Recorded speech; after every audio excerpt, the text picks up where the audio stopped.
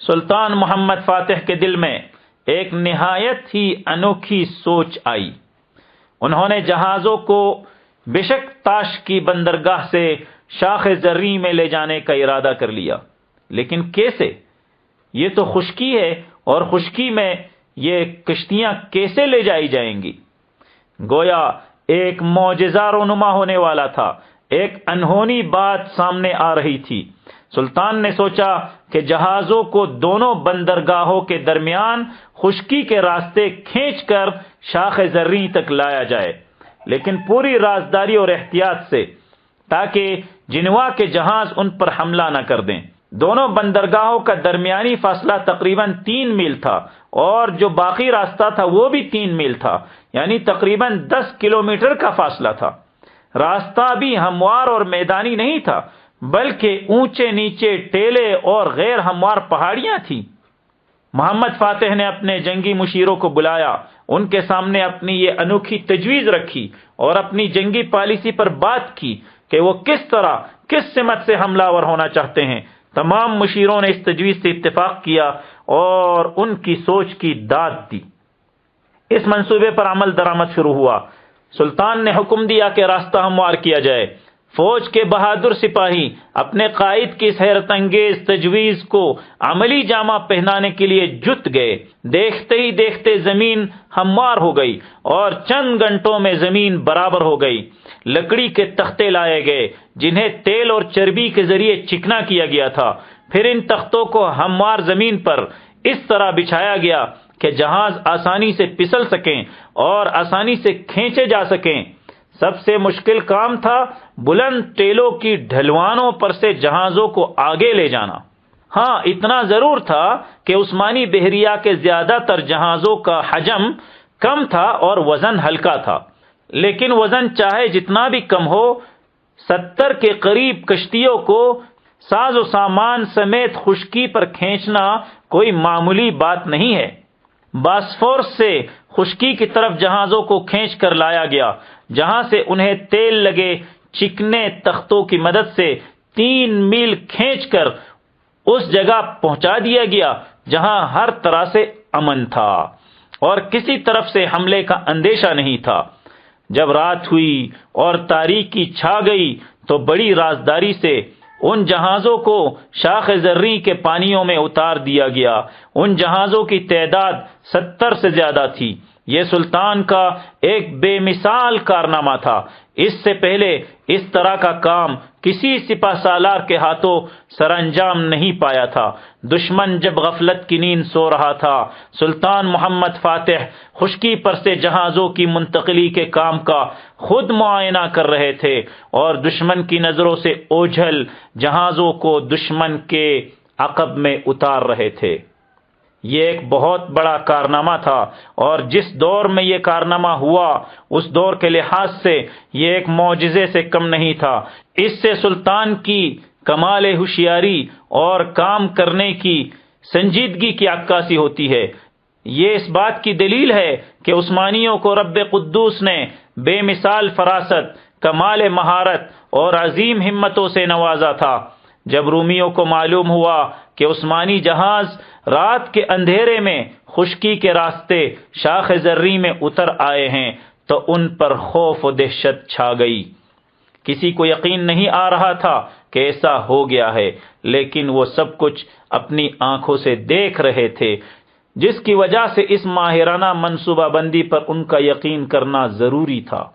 میرے بھائیوں، میری بہنوں، کھلے ہوئے بادبانوں کے ساتھ کھیتوں کے درمیان میں جہازوں کے چلنے کا یہ منظر کیا ہی حیرت افزا، حوصلہ بخش اور ہیبت ناک ہوگا۔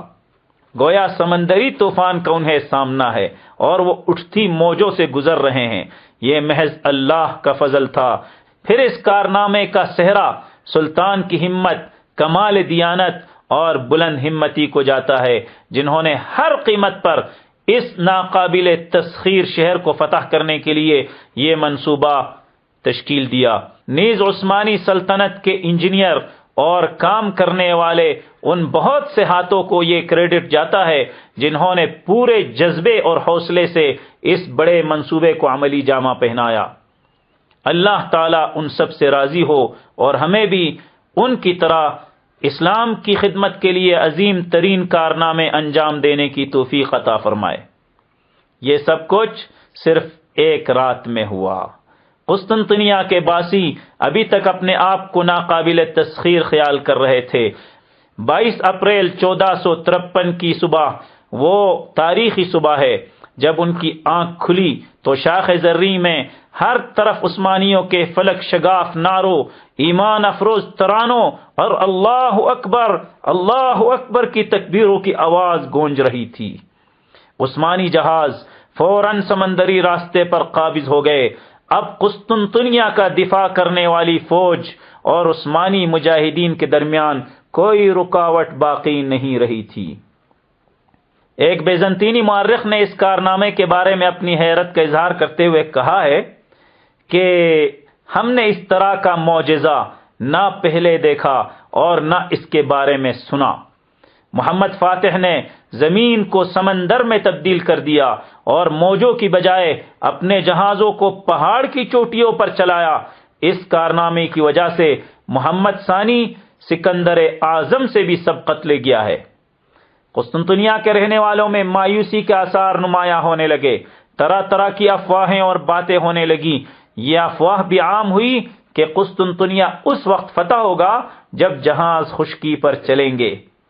جب حالات دیگرگو ہو جاتے ہیں تو افواہوں کو بھی اپنا راستہ نکالنے میں آسانی ہوتی ہے۔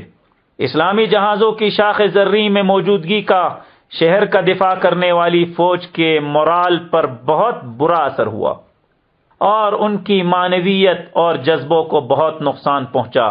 یہ لوگ مجبور ہو گئے۔